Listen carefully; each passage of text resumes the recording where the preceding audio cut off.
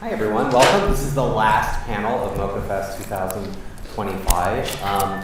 Thank you everyone for joining us today. For those of you who haven't been to Mocha Fest before, what we're doing right now is one of our 2 annual professional development panels. They're always, every year we do 2 panels that are, in part, I think, because we know that a lot of the people who come to Mocha are themselves students, or maybe people who are thinking of going to art school, people who are in art school, or recent grads, young artists, people who are trying to figure their way through the world.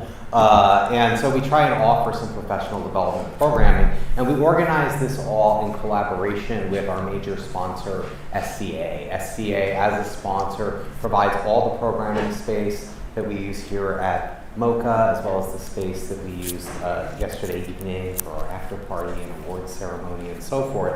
And in addition, very specifically, the SVA Continuing Education Department, Continuing Ed, sponsors these professional development panels. And every year I work with Victor Cohen, who is the chair of the SVA BFA Comics and BFA Illustration departments, to develop ideas for these professional development panels. Where every year we kind of talk about what are some of the, are there any big, because there are certain things that are just perennial, like how do I pitch a book? Do I need an agent? Et cetera, et cetera, et cetera.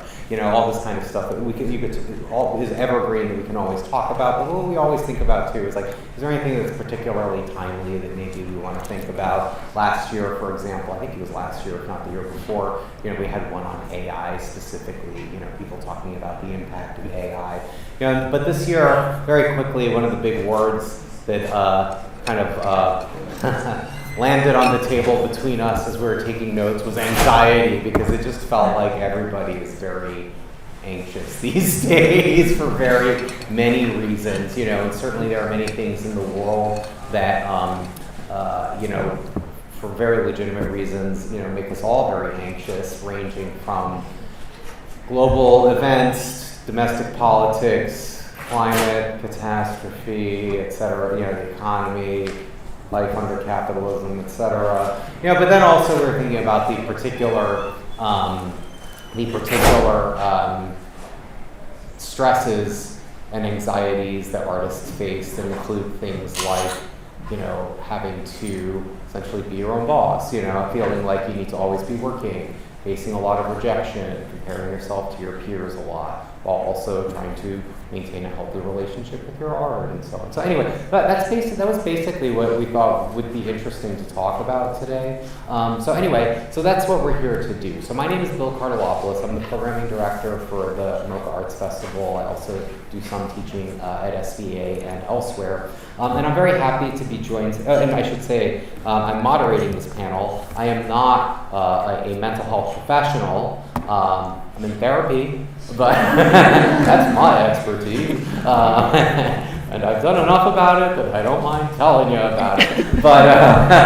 But we do have 3 panelists here with us in this conversation, one of whom, Katie Brookoff, is the perfect person to have here, because Katie is a therapist. She's a licensed clinical social worker. She works at SVA as a therapist, working with art students there. But Katie is also herself an artist. She's a cartoonist. She knows, okay, so she knows the struggle. And we also have with us two artists who have a lot of things that they do in their work, but their work includes work about issues connected to mental health. So those 2 artists here are Hyesu, who you see all the way on the left, and who, by the way, painted a mural that you can see right in this building if you walk towards the Joe's Cafe or Moe's Cafe or whatever, and the restrooms and so on. I'm not saying it's by the restroom. In that direction.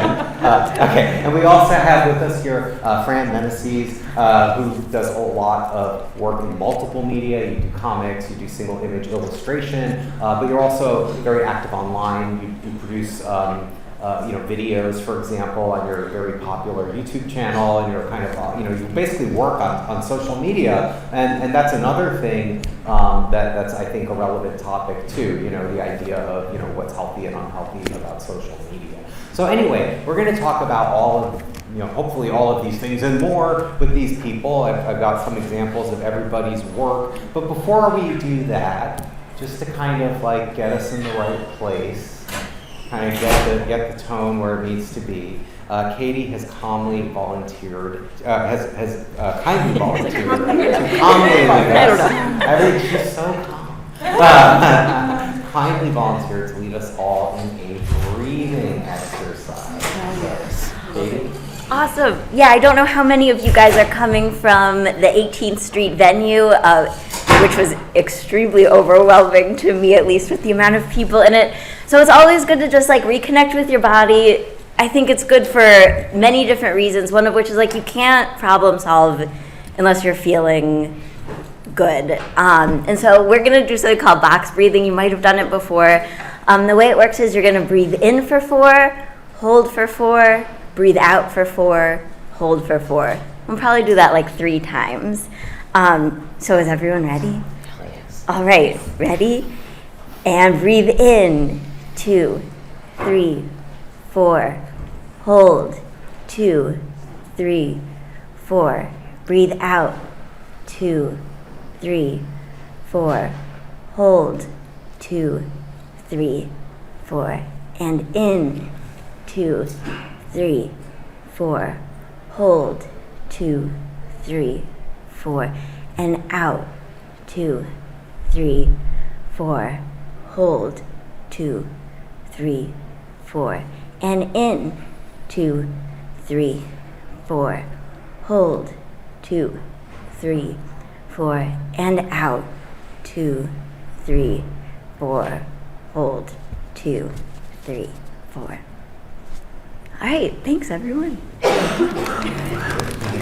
I feel better. This has been a very successful panel.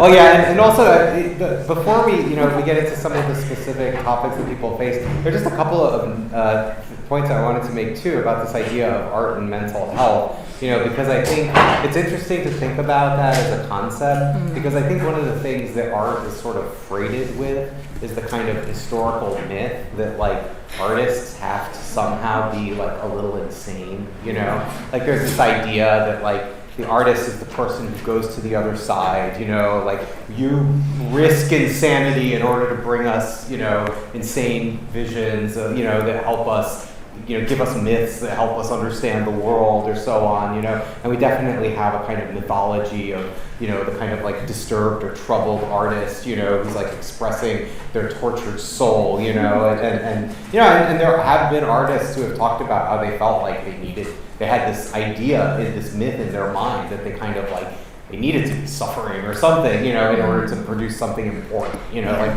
it had to feel bad on some level in order for it to be good, right? But, I think there's a flip side to that, which is actually thinking about, instead of thinking, about like art as this potentially like risk, this kind of skirting with, mental, with unhealthy, mental states, but rather thinking about actually how creativity is important to mental health, and that's the flip side of it that hasn't gotten as much play in our culture. And actually play is a good word for it, because as I was thinking about that for a few minutes, I was also reminded of the work of Linda Berry, for example. I don't know if anybody's read any of Linda Berry's books on creativity, like What It Is, or Syllabus, or so on, but she talks a lot about the arts, which she basically, the way she talks about it, she just sees art making as an adult form of play, essentially, right? And in her talks, there was a talk by Linda Berry that was like, used to be on some like public radio website that I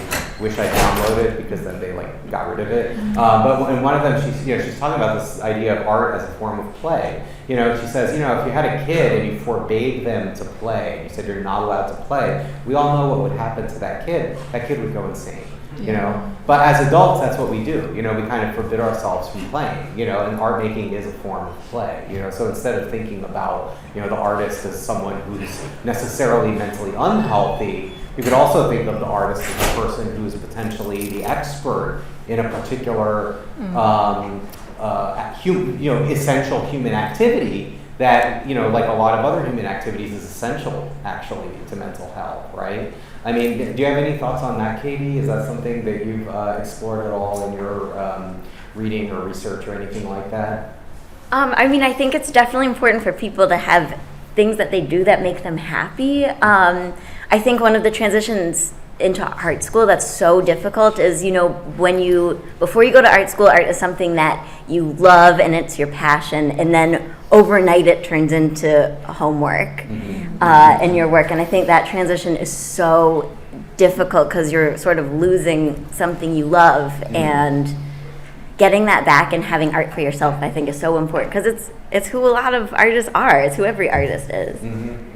Yeah, right. Because what you end up with, it actually, is this kind of situation where, you know, this is from Fran's Instagram. You know, you get into the idea of art versus the artist, right? You know, and all of a sudden, art, instead of being this kind of comforting thing, becomes potentially a source of anxiety itself, right? You know, and Fran, like, you know, I don't want to like do a reading of your comic here, but I mean, you know, you kind of like made this like grid of like, you know, ideas of like, is this good enough? Do I need to get these new materials to get inspired? You know, do I need, you know, the expensive stuff? You know, you're juggling, you know, like marketing and accounting and art and social media and all this stuff, you know, as well as your ego and sense of self-validation, and all these things are kind of wrapped up in it. So yeah, it's kind of interesting too, talking to Katie, because you are a therapist, as we said, at SVA, so you deal with students, is this idea that like, you know, there are the particular anxieties that come in when you enter art school, and also the ones when you're getting ready to leave, right? Yeah. So can you talk a little bit about like some of the things that come up for young artists when they enter school? You mentioned one where it's like, it starts out being a fun hobby, but then it becomes something else. Yeah, I think another challenge for a lot of people is the sort of sudden shift of culture into comparison and critique.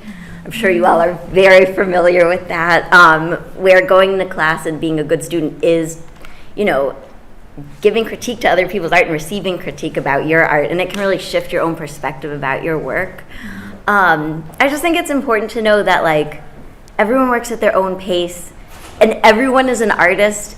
And the most important thing is just to keep making art, like keep making art that feels true to you. And I think that something that's really difficult for people transitioning out of art school is sort of these sort of differing versions of reality, where it's like, if I'm an artist, my identity is being an artist, so I have to work as an artist, I have to make money as an artist, like that's what has to happen, versus like we live in capitalism and you have to make money or you'll die. So like, well, you won't die. Oh, I don't know. But so it's just kind of like finding a balance between that, like what is important to you. Is having steady work important to you while you do art on the side? Is doing art for money important to you, and it's okay living a more sort of like paycheck to paycheck life? It's going to be different for every single person. Like I'm even thinking of the three of us up here, like we're all artists, we've all chosen different things. I've chosen to become a social worker, so I have more steady work. It's just different for everyone, so just kind of taking inventory of what you need. And also that can change like year to year, and that's also okay. No, those are already like a lot of really helpful thoughts to consider, and also a lot of issues that come up, you know, like the idea of comparison, for example, you know, and that's something, you know, one of the things that, I'll show some examples of some of the work by Hyesu, and Fran here, for example. Hyesu, in your, you made some comments about social media, for example, you know, where, you know, you have this kind of like, you know, this character on the phone. I don't know if this is meant to be autobiographical, you know, where, you know, this character is swiping left and right, and suddenly it's like, oh, what am I doing with my life? Everybody else is so amazing. Everybody else is so cool, you know. And here's another one that you did, you know, sort of along those same lines, you know, where you're watching these other people, and it's like, wow, everybody else is like running and working and having beautiful brunches, and I'm just like sitting in my like pajamas on the couch eating pizza, you know. Can you talk a little bit about what motivated you even to draw these comics on this subject?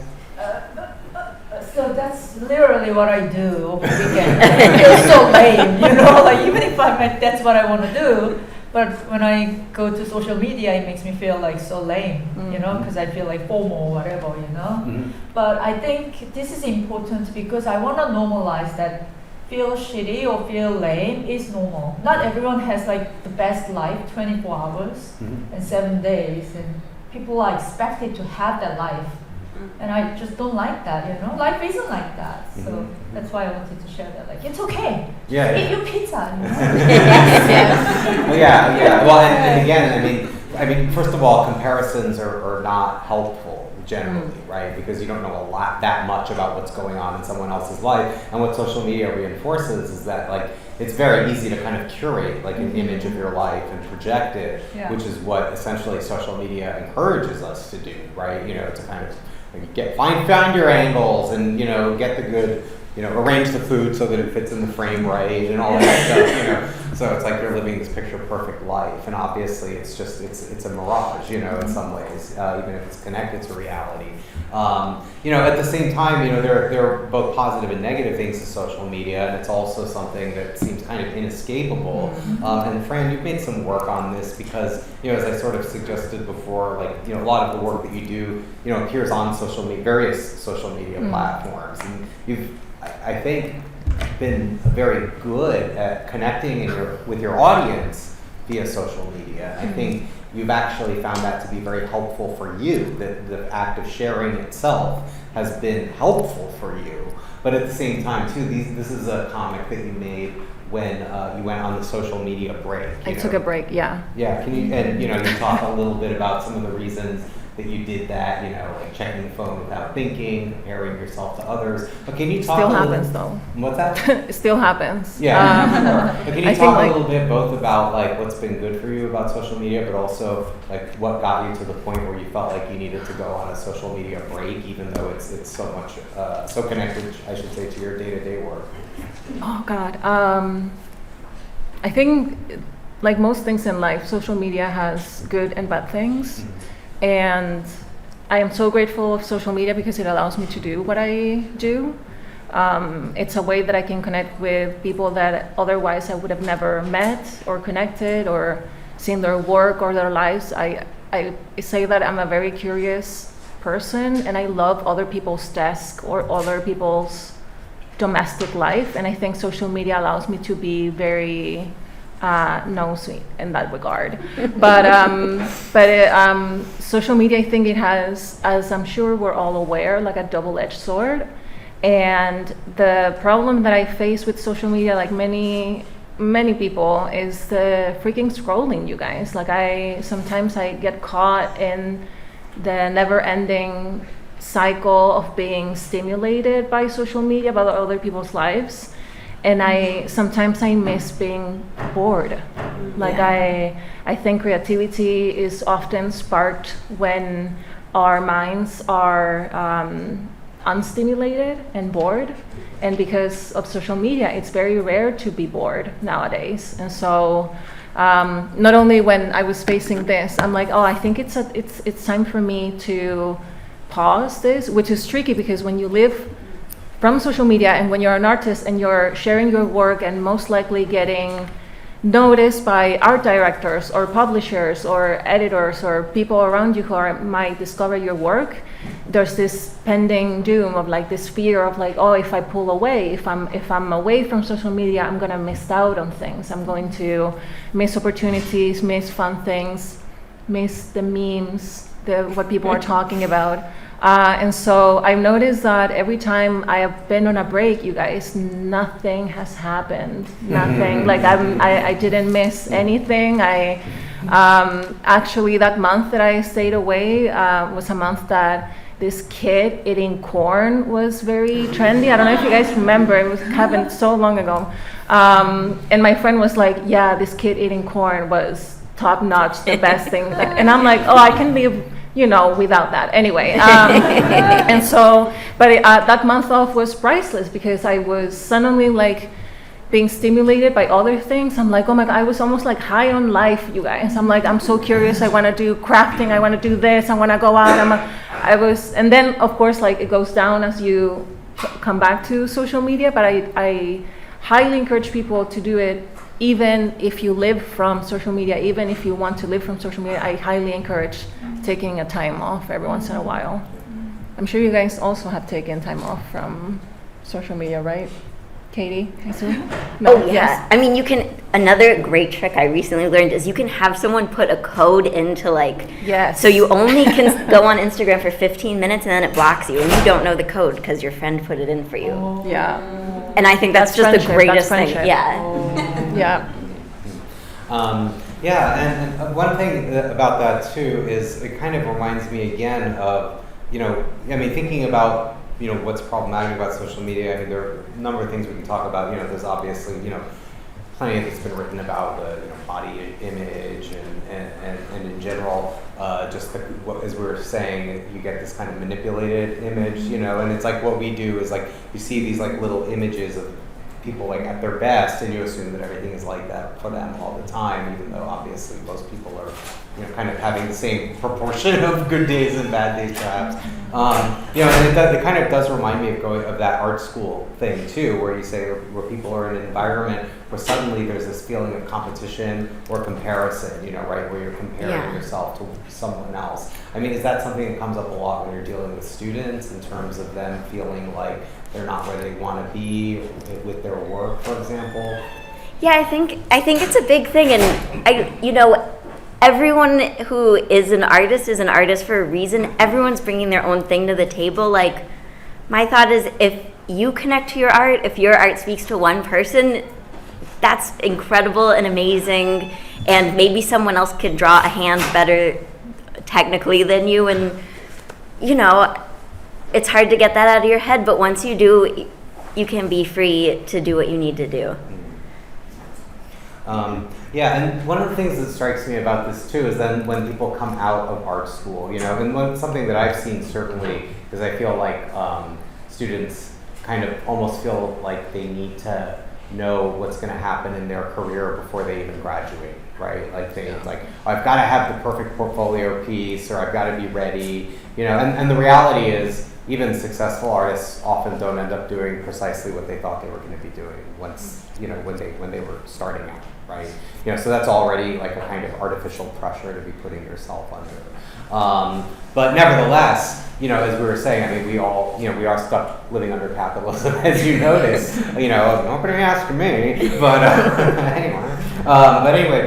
But then that is another struggle. I mean, kind of going back to that, like art versus the artist thing. It's like another reason why I think people then struggle to kind of have a good relationship even with their own creativity, right? Because suddenly this thing, if you've decided to be a full-time artist, especially some kind of illustrator or full-time arts professional or whatever, full-time creative person, then suddenly this thing that you did for fun, for play, is your source of income. And then there's very strong pressures associated with that, both in terms of your need to pay your bills, but also to be appealing to art directors or whatever, and then there can be a pressure too for artists once they reach a certain level to kind of like not change their style, to a certain extent, because they're suddenly become recognizable for doing a certain kind of thing, but that brings with it dangers too, right? I'm just echoing what you were saying, because I think it goes back to the myth of like the tormented artist, and that artists are supposed to just create work when they're feeling inspired or touched by this muse, or like, I'm only going to write when I'm emotional, and I'm only going to paint when I'm going through these feelings. And if you wanna if you want to pursue art in that matter, amazing. If you want to do it full time, unfortunately, not every day your emotions are gonna be like overflowing you, and you're gonna be like, oh my god, this is like, most of the times when I'm doing comics, or I'm writing for like graphic novel scripts, or I'm doing like work in relation to art, I'm not feeling inspired, you guys. I'm not feeling creative in any way, and I'm talking about creativity and inspiration because I think it's very intertwined with mental health, and because the times in which I've been feeling anxiety, or I've been feeling very low emotionally, it collides with being stuck, usually being not able to write or do what I want to be doing. And that's the, I think, like beautiful thing about being an artist, and also our curse, that because we work usually with our feelings and personal experiences and like anecdotal situations. There has to be like a quote healthy way of like conveying all of that work into a vessel, into a script, a comic, etc. And this is why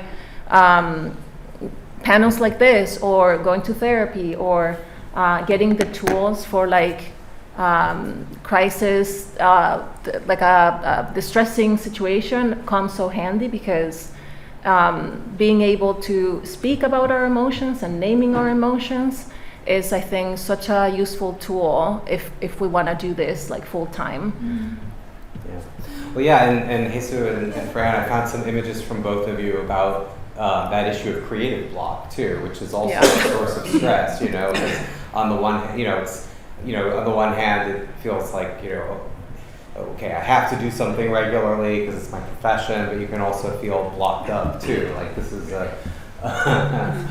not exactly about creative block, but maybe having ambitions for yourself that you're maybe not feeling up to achieving in that moment. Can you talk a little bit for Hyesu about creative block? Yeah, so I kind of want to touch base because I teach at SVA as well, and I actually graduated from SVA, so I know that struggle when you're in class. You feel like, oh my God, I need to perfect how to draw hands. So like you keep comparing yourself to all these classmates, which you cannot help, right? But I feel like what happened was I was never really a good drawer. I still am not. I'm not very good at drawing, which is I'm not ashamed about. You are. Yeah, it's totally fine. I'm very proud.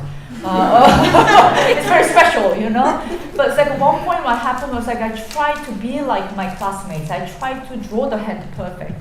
But I realized it's not going to happen because that's just not going to happen. It's not in me. It's not in me in DNA. So I just made a decision. Like I'm not going to draw the perfect hand. I'm just going to draw whatever I can draw. Mm-hmm. So just like removing that expectation, it's so hard. I still like struggle with that. But that was kind of like a breaking point for me that like, oh my God, okay, I can do this. And I just... sorry to swearing, but fuck, and then I just go, so I think it's hard when you're in art school, but what we are doing is there's no right and wrong, right? It's like, there's no standard, just do what you do, and just, you don't have to make everyone like your work. Once you think about that, like try to make everyone like your work, you started being in pain. So just connect with whoever will like your work and connect. Then it's like you feel so free. So for me, I think that's what I'm trying to remind myself. Yeah. How about you guys? I agree. I think like the putting a mask on and trying to, you guys, I have like a major history with like people pleasing tendencies. And I find people pleasing now that I'm trying to heal, because I think like once as a people pleaser, you're forever a people, like always in recovery. But I think it's exhausting trying to please everybody. And the sad part of it is that even if you try really hard to please everybody, you're not going to do it. You're not going to succeed. And I find that in this like pursuit of perfection of like trying to do the perfect comic or the perfect hand, I find that perfection most of the times draws paralysis. And being stuck on that loop of like not being able to work, because again you're trying to achieve this like perfect state, the perfect hands, trying to make a comic that is going to please everybody. It's just, it takes so much work, and I honestly think it's not worth it. Yeah. All of the times that I people have approached me, I bet this also happens to you, with like comics that they liked or comics that spoke to them. They were deeply flawed comics, and they were talking about humanity and what makes us humans is most of the times just like the flawed, shitty side of ourselves. I think that's where the charm is, I think. No, that's great. And I mean, that brings up so many issues, because what you're talking about sort of is about both comparison, comparing yourself to your fellow students, and how that can lead to both a kind of perfectionism, right? And I think perfectionism and expectations, and people pleasing is also based on expectation, because you think you know what the other person is thinking, and that you think you know what they want from you, and then you sort of think you know that, and then if I do this, they will respond in some way, and something else will happen. And in fact, you're like a character in a fiction that you're the only person who's aware of. Nobody else is like, So I mean, as opposed to just like, okay, I'm present now, and I'm dealing with what's in front of me. And I think that's, that idea of expectations of trying to please anyone, whether it's a teacher or what you imagine an art director wants or something like that, and as someone else said, we're artists, and just, it's like the role of the artist is not to follow the rules. If anything, it should be the opposite, and as you say too, it's like, what's interesting about people are the things that make us complicated. Yeah. And again, it's like, I mean, this is probably one of those like fake quotes that gets attributed to famous people, but I think there's a quote attributed to like Picasso that like the difference between a perfect circle and what you draw is your style, so it's like exactly how you're imperfect is actually the thing that comes out of you, and as you were saying, Hyesu, it's like recognizing like this is what comes out of my hand and my brain, Try to embrace it. Exactly. Sometimes it gets like so perfect. I try to use my left hand. I try to do other stuff, But I did find this piece too that you mentioned, Fran, how on the one hand, like you have to like produce every day, even when you're not feeling inspired or something. But at the same time, this I thought was I think a 3-page comic that depicts like, and I apologize if I'm like yanking out things from your old Instagram. It's okay. On the screen. It's just what I do. I prepare so I can feel like I know what I'm doing. But anyway, you have this comic here where you're like kind of depicting, kind of day after day, trying to sit down, trying to make, a comic that you feel good about, struggling with it, and then kind of like carrying the weight of that instead of just kind of, but trying to make it work doesn't work. And can you talk a little bit about the kinds of feelings that are expressed in this comic here? Oh man, this was, you guys, during the pandemic, working from home, again, looking for the perfect opportunity, looking for the perfect comic to draw. Again, when perfection invites paralysis. And at one point, I was just like, I just need to sit down and do it. I was becoming desperate. And the other thing about this is just facing, I guess, my own expectations of, I think like we can be our biggest critics. And I think most of the times I forget that I can just draw a comic and see what happens as I go. And I remember this was not fun when I did it. Let's see. No, but actually last year, Hyesu, you made a graphic for the MoCA Festival. And actually I didn't know a lot about your work, but I remember those graphics, and this one in particular just seemed like to me like just iconic of last year's MoCA Festival. Like people were like carrying around like tote bags and stuff with this image on it, and it's just such a kind of beautiful and lovely image of, and I interpret it as a kind of image of like self-acceptance, and then, reading a bit about your work, I saw that you have even made a book called Self-Love Club, subtitled Real Talk and Reminders. I'm sure it's for sale. 18th Street between 6 or 7 times. Yeah. But anyway, but I was wondering if you could just talk a little bit about what got you to the point of making a book on this subject of like self-love and self-acceptance. Yeah, so I'm not here to like brag about, how I made the book or nothing like that at all. I didn't plan to make this book at all. Like what happened was, during the pandemic, like you were saying, I was having a really hard time, especially the beginning of the pandemic. I was like, because we didn't know what's going to happen. So I was like, I might die tomorrow, right? Yeah. And then that was real. So I was like, okay, I really need to do something that I really love doing instead of doing this, whatever, the commercial stuff that my soul wasn't in it, right? So I started making these comics, and I'm very private person and I'm very introvert. So I'm tabling a mocha right now, and I feel like dying inside. Actually, I'm dead inside. But anyway, so thank you for coming to the panel. yes. I hope it's a break anyway. So I always never really shared anything about myself. Also, I don't want to burden anybody by sharing my stuff, right? So I never asked for help, But I was like, because I might die tomorrow, so I'm just gonna let it all open and see what happens. So I really started being vulnerable and just sharing everything. So I just make one a day, or maybe like at least a couple of them a week. And what happened was just someone saw it at a publisher and they wanted to put together and publish a book. So I was a very lucky case, but I think that's why it means more to me that I didn't plan on this, It was pure just like my own joy that I had to make. So that's how it was. It was. No, yeah, and but it's a powerful idea, because it's. I mean, at the end of the day, I mean, it is. But if you're waiting for someone else, human beings need to love. We do need it from other people, but if you also don't totally disempower yourself from providing you with the things you need and just wait for someone else to provide it, you're going to suffer a lot, I think, I mean, that's my understanding of the world so far at this age. Maybe something will happen and I'll realize that actually I just needed to watch the right TV show. And I love the cover, by the way. I think we're all naked babies and the couch is smothering us, But I have to tell you, because I love to draw boobs in my character, so that's my character, and my character is always naked. So I always draw a boob to express my feelings. But my publisher was like, "Oh, we have to cover the boobs for the cover."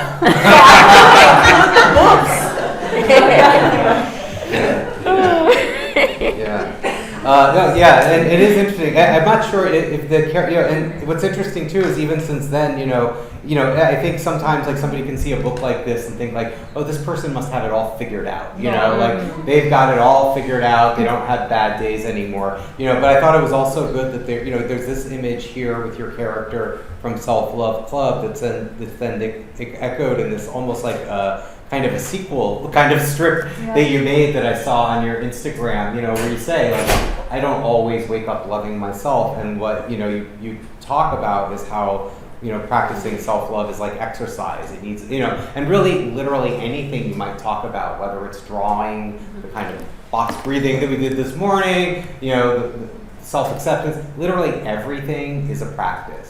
There's everything is a practice, and everything is, you get better by doing it. It's the same with drawing as it is with dealing with anxiety, right? All of those things. It's a practice, and also part of practice is kind of accepting that not every day is going to be perfect, And can you talk a little bit about what it is for you as a kind of daily practice to, try and exercise this kind of self-acceptance? Or, no, it's okay. I don't think I will ever figure it out, to be honest with you. I don't know, I don't want to disappoint anybody about but I think that's life. I think that's just a part of it, so it's kind of exciting when you think about it, it's really about how you see it. It's about perspective, right? You could be like, oh my God, self-love sucks, I don't know how to do it. Or because I don't know yet, I'm going to jump in and figure it out, and it's going to be great, and there will be some ups and downs, but that's also really fun. So I'm trying to just remind, I get up in the morning, try to fake smile getting up, and I just open my eyes, and then just kind of helps, so that kind of things that I do in the morning. And I don't know, this one, yes. I do it.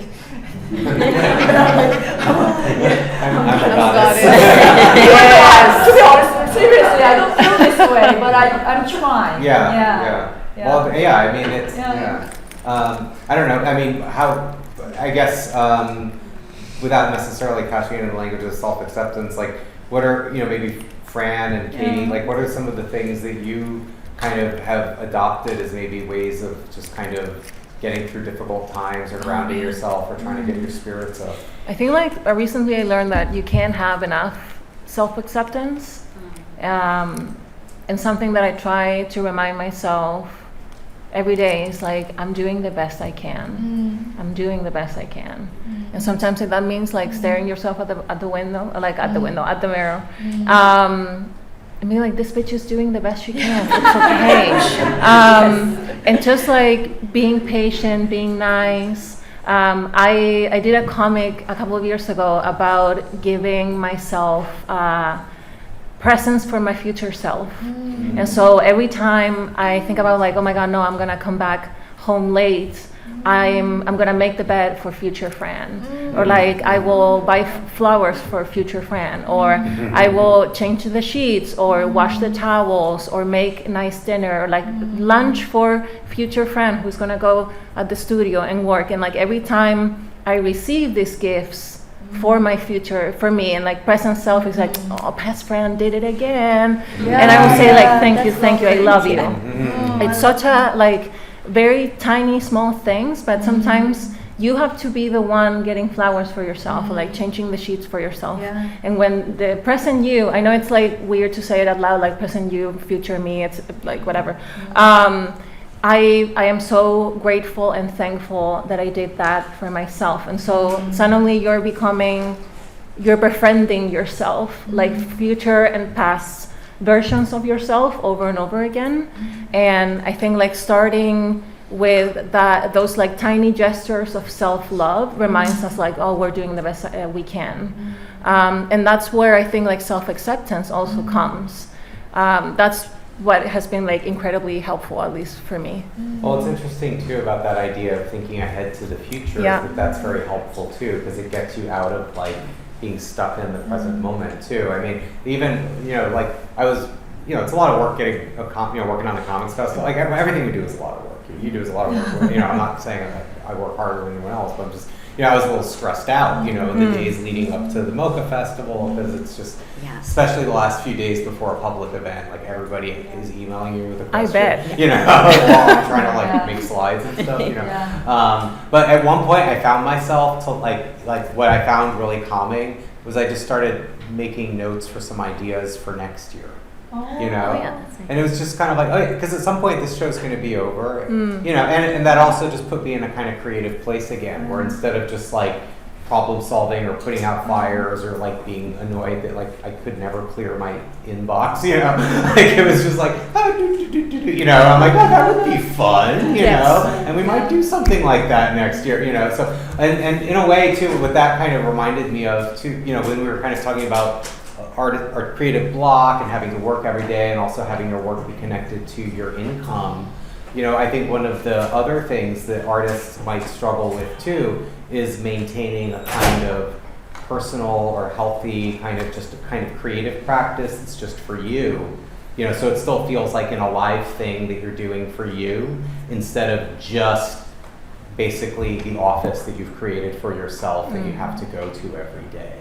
Is there anything that any of you do to kind of just maintain a sort of personal, and Katie too, you're an artist, you can answer, anything you do that kind of maintain a personal creative practice that's maybe distinct from having it be connected to your professional life or connected to your income?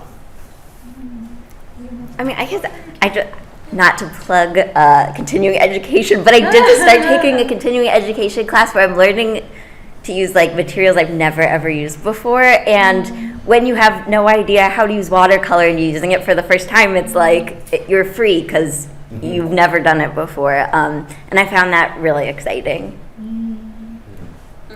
I think like one thing that changed my creative practice is journaling. Every time I say it, I'm like, once again, I'm mentioning, but like truly, you guys, journaling saved me. It's like one of the few places, I think, in my creative practice and my personal practice as well, that I have an active dialogue with myself. Because like thinking is pretty automatic. Like sometimes we can control it, sometimes we can. But like I realized that there's no place, without like a place that presents no judgments to my own process, a place where I can just like brainstorm or repeat the same story over and over again.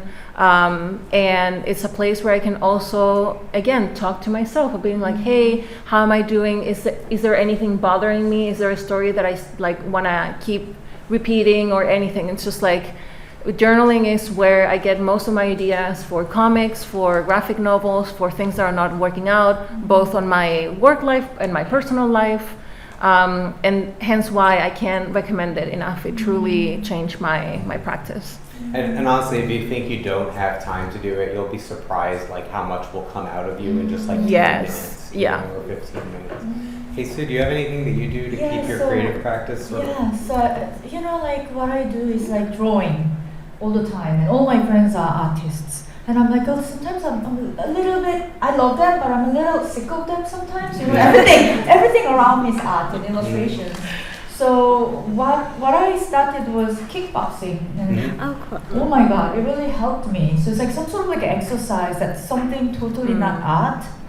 I just like, it really changed. Yeah. Like Definitely. It feels just so having good. some other interest, and I think I would bet that there is some way that has fed into your art since you've done it. Definitely. I don't know if it's like directly, but definitely it's been really inspirational, and I really love punching and kicking. Yes. So I don't know, like doing something else that's not art. Yeah, It's also good, I think. Yeah, sure. How about you, Katie? Do you have? Oh yeah, you told us already. You took the continuing ed class, right? Thank you to our sponsor. Anyway, we don't have a ton of time, but I did want to at least open the floor for a couple of questions. Is there anybody who has a question they want to ask since we're all here? Yes, go ahead in the front row. Which, like beyond all these common or like more familiar issues that sometimes artists come up with, what would you say that is the top 3 or the main issue right now that students are coming to you as a therapist to work with? Yeah, I think the two issues have there are two problems and some solutions that everyone can find to it, and I think it's lack of structure and lack of social support. I think in school everything's so floaty, and then if you become a freelancer, everything gets even more floaty. I also think, after the pandemic, a lot of people either lost social support or they didn't get opportunities for social support. And I think even though neither of those things are art specific, it's like having direction in your day and people to connect to, I think are so just important for just having a direction that I think it's worth investing in. So that's, Any other questions out there? Does anyone else want to ask a question? Yes, please go ahead. In the black shirt there. Oh, the black shirt. Any tips on how to stop comparing yourself to other artists? Tips on how to stop comparing yourself to other I can. artists. The thing I do, I think comparison is inevitable, in the sense that I think just like with criticism, as long as it's constructive, I think or it helps. It's a good thing. I think the times that I see myself comparing myself, I try to be very specific about why am I feeling threatened by this person? Can I write a list of all the reasons? And usually when I can write the list and see it, I'm oh, this is just assumptions. This is just things that are in my mind. They're not facts. And the things that are factually, for example, it could be oh, they're working on a comic and I'm not, or they were picked by a publisher and I'm not. When you're breaking down the reasons into steps or things that you can do to improve your work, I think that's a constructive way to compare yourself. But when it's just based on assumptions or things that you can't control, I think making a list will help you assess which way or which one is it. At least that helps me. And probably helpful to remember that any artist you like is what you like about them is what's unique about them. Yeah. And the gentleman in the hat who had their hand up there. Yes, go ahead. I have a question. A follow-up for her question. How not to compare yourself. How can you grow more of your craft with your arts? How can you do that? Do you have to keep drawing, or do you have How? Well, that's okay. How did you grow in your craft? I mean, well, I think it's true, keep drawing, but I think based on some of the things people have said here is also keep that in balance too, because I think if you're just hammering away and feeling frustrated that you're not getting far enough along, you'll get burned out potentially, you know. So, and that might be something to think about too, burnout, you know. Is that something that anybody here has faced, like moments where you just feel like you just don't have any more gas in the tank, and you know, and how do you deal with that, you know? I mean, I think a big part of it is just understanding, even when you feel like you don't need it, that you always need to rest a little bit. You know? You know, that periodically that there is time where you have to, you know, stay up late and finish the project and get the work done and meet the deadline, but you also owe it to yourself to then kind of reward yourself with the rest that you need. You know, like one thing I remember, or you know, I remember thinking to myself once was like, you know, it's like, you know, for, you know, like I don't have any kids, for example, right? You know, but some people have kids, right? And whatever else they're doing in their life, they have to care for and feed that child, right? It's like, well, I don't have a child, but I do still have a human being who I have to care for, and that's me, you know? Because you know, and if I don't take care of myself, my experience is going to just decline dramatically, you know? You know, and especially, I mean, I'm about to turn 50, you know, as you get older, you need more rest, you know, you just can't pull the all-nighters the way, you know, you did when you were in college, you know, and without, you know, really feeling the consequences for several days afterwards, you know. So I would say that's something to keep in mind too, is to, you know, kind of avoiding burnout, is making sure that you know, you're always giving yourself the rest you need. You're always giving yourself the nutrition you need. You're giving yourself a variety of experience. You're going outside and walking, you know. And again, I'm not speaking as a professional, because these are my experiences, you know, as a person. I mean, let me know if I go off base, Katie. No, I think that sounds great. Yeah. It's nice when a therapist goes off base. Okay. Someone else had their hand up. Oh, yes, go ahead. Which have been your processes to give yourself structure to work inside or outside of creative practice? Structure? Is that the question? Yeah, like what do you guys do, or what does everyone do to give yourself structure in your day and in your practice, right? I think like this is so personal from again, person to person, obviously. I think like I, for example, work really well with having the same schedule every day, because I love structure in that sense. I love waking up at the same time every day and going to the studio at the same time every day.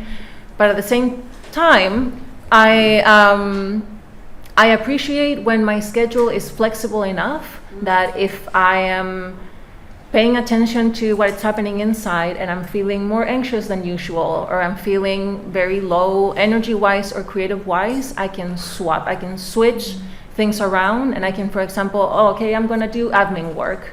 I can't do creative work right now. It's too demanding for me emotionally, and just I'm gonna get back to people. I'm gonna take pictures. I'm gonna write emails. I'm gonna update my social media, my portfolio.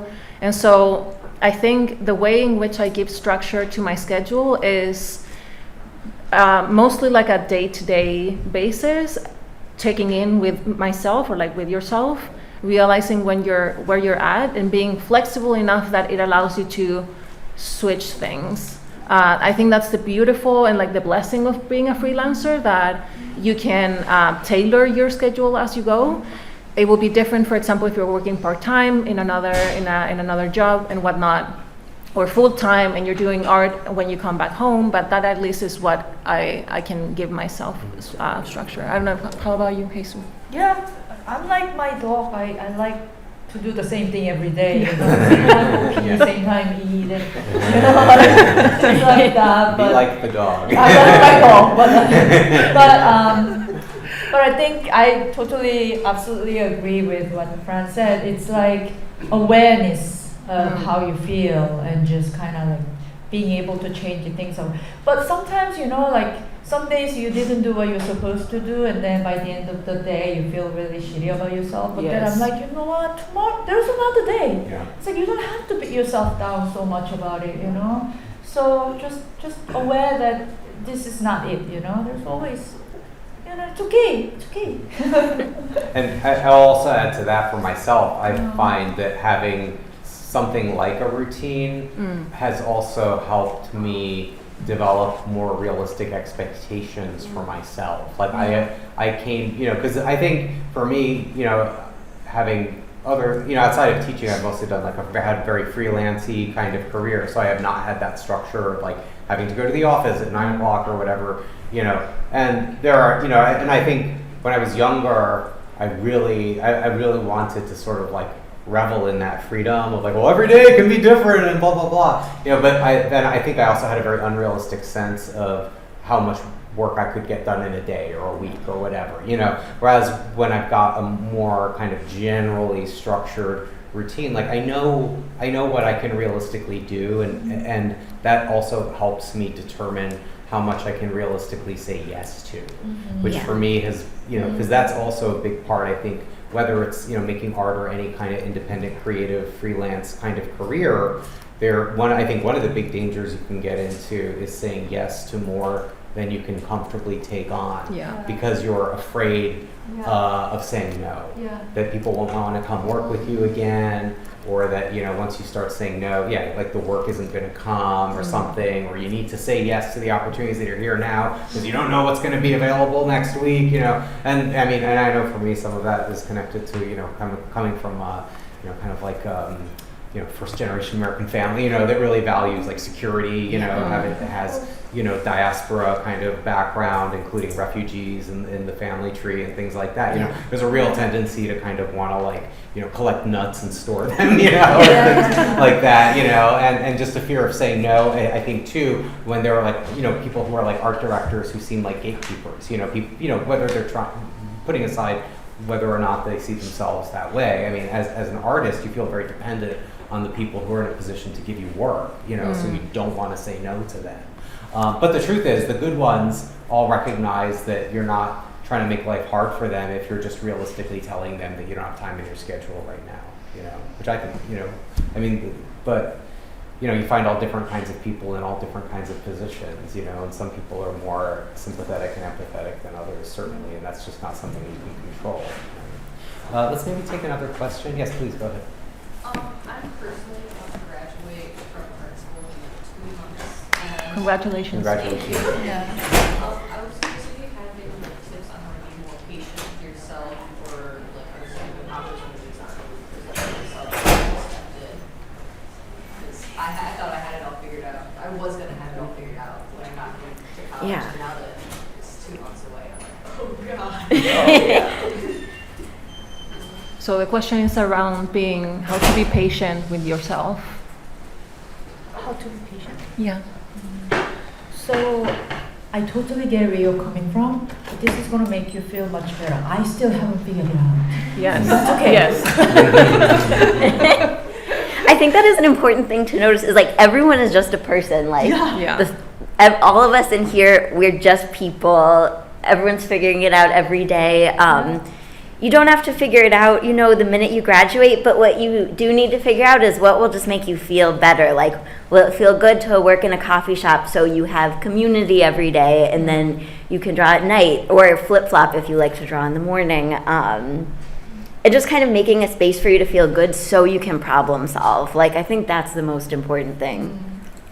And also something that has helped me, at least personally, is to approach this issue, this situation from a place of curiosity, of how can I change this mindset of approaching this with anxiety? And I'm not saying this to self-invalidate of no, I'm not supposed to feel anxiety.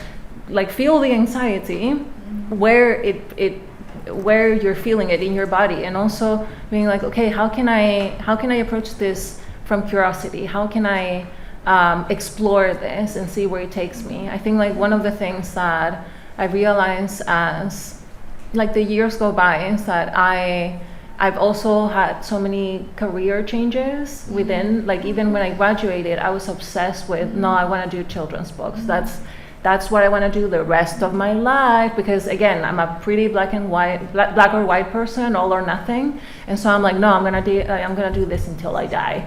And then a couple of years later, I'm you know what? No, I think I want to have an online shop.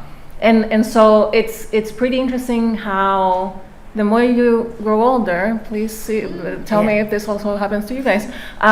You're like the forever or the always or the all of this hyperboles, they don't apply anymore. And so all of this to say, it will come to you in the least expected manner. It will come to you when you're having fun, when you're just like exploring what life can bring, and just trust. Yeah. Yes. Thank you.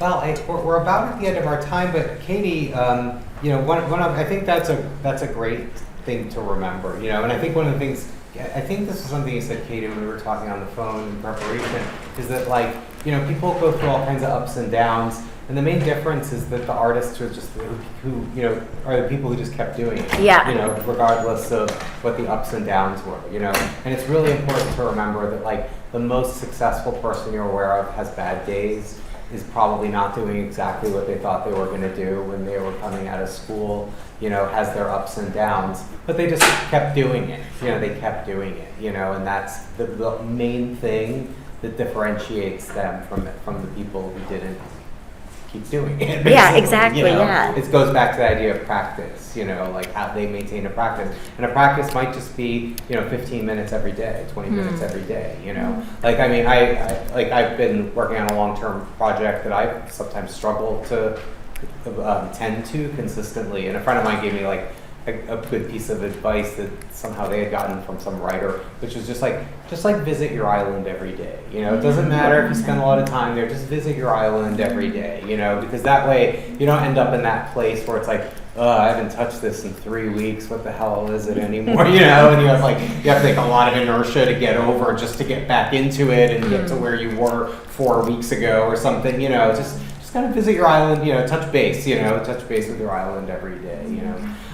You know, that's one thing that I can share that was shared with me that has been helpful, you know, and I think that's what a lot of this stuff is, things that we could share with each other that are helpful. And one of the things, Katie, that you wanted to share with us were for those moments, you know, we could take that long-term perspective, but also sometimes in the short term, we really have a hard time of breaking out of that anxiety. You know, we have a hard time, you know, either like we become self-critical for even being anxious and it just feeds itself, like you were saying, or we invalidate the anxiety, we get mad that we're feeling it or whatever, you know, but that doesn't help us overcome it. So Katie, you had volunteered as a kind of, you know, like parting gesture to kind of teach us some or share some grounding techniques for moments of distress. Yeah, I just wanted to leave everyone kind of with a toolbox, because when you're panicking, you can't create an idea of how to not panic. So when you're feeling good, it's good to just make a plan for what to do when you're feeling bad. Box breathing, I think, is a great one, and it really resonates with some people, and it really does not resonate with some people. So it's just good to know what works for you. So I'm just going to tell you some of the ones that, you know, I think can work for different people.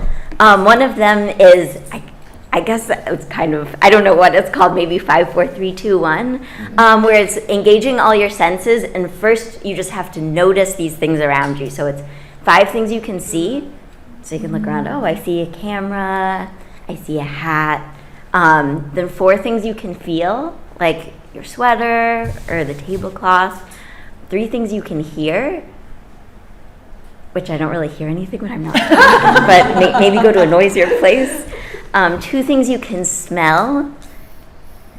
And then the final thing is 1 thing you can taste, which is usually your spit, but maybe there's something else.